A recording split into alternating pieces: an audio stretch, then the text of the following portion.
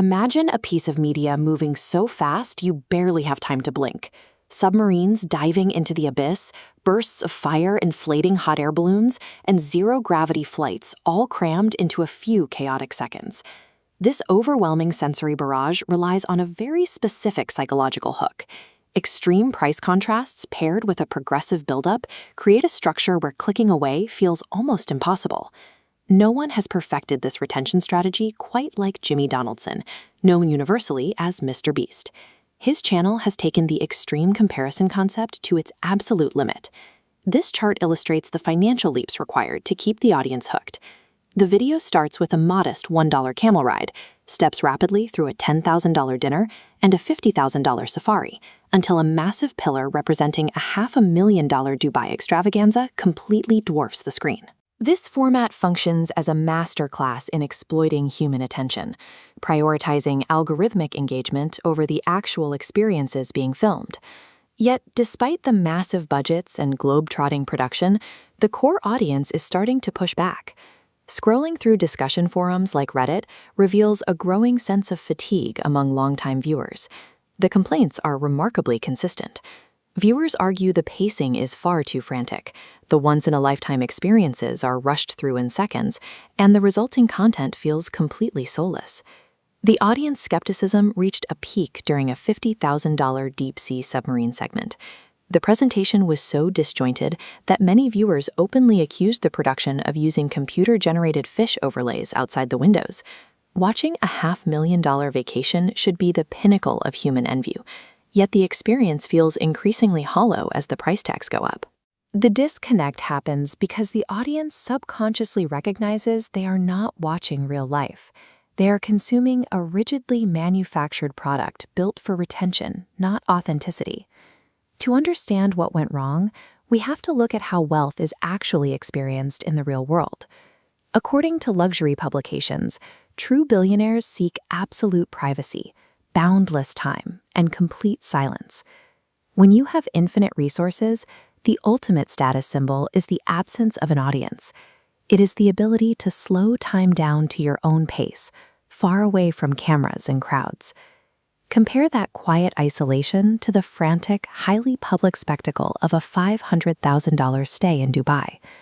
The YouTube version of luxury is loud, chaotic, and crammed into 10-minute edits. Every bite of food and every high-speed drive is performed strictly for the lens. The video's depiction of excess clashes completely with the actual enjoyment of wealth. It is optimized entirely for the viewer, rather than the participant. Long before YouTube existed, the French sociologist Jean Baudrillard predicted this exact cultural phenomenon. Baudrillard coined the term hyperreality. He described a societal condition where the boundary between reality and fiction is destroyed, resulting in a simulation that feels more compelling than the truth. We see this daily in digital flexing culture. Michelin star meals and underwater hotel suites cease to be actual lived experiences. They are reduced to mere props required to generate content. Looking at this academic flowchart of digital behavior, the top boxes show the loop between flexing culture and hyperreality. This simulated exhibition forms the foundation of modern social media. Following the arrows down, we see the true motive, extracting validation and recognition from the audience. The production creates a hyper-real simulation of excess, trading a genuine vacation for an experience designed specifically to hijack the algorithm. If creators are building these simulations to win the algorithmic game, we have to ask what constant exposure to this fake reality does to the viewer's brain. Researchers track this through a concept called subjective inequality.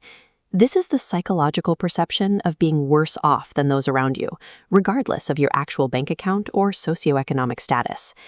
As illustrated by this diagram of upward social comparison, a user viewing extreme simulated wealth is left staring up at a never-ending climb, forcing their brain to constantly measure their own life against an impossible standard. Returning to the academic flowchart, the bottom half tracks this exact psychological cascade. The intense social comparison creates social anxiety, which funnels directly into a persistent fear of missing out.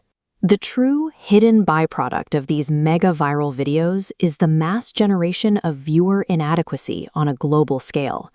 So, how do you defend your mental health against algorithmically weaponized FOMO? Behavioral economists suggest relying on a cognitive shield known as mental accounting. This formal model connects social media usage to feelings of inequality, warping our attitude toward luxury. But notice the mental accounting box intercepting the flow. By evaluating how money is actually spent, viewers can buffer against these negative feelings. Practically, this means changing how you view the screen. You have to consciously categorize this content not as a real lifestyle to envy, but as a highly produced, fictionalized game show. We pay for these videos with our attention, allowing the spectacle to slowly rewrite our understanding of real-world value. In the digital age, mental clarity and the ability to disconnect represent the highest status symbols of all.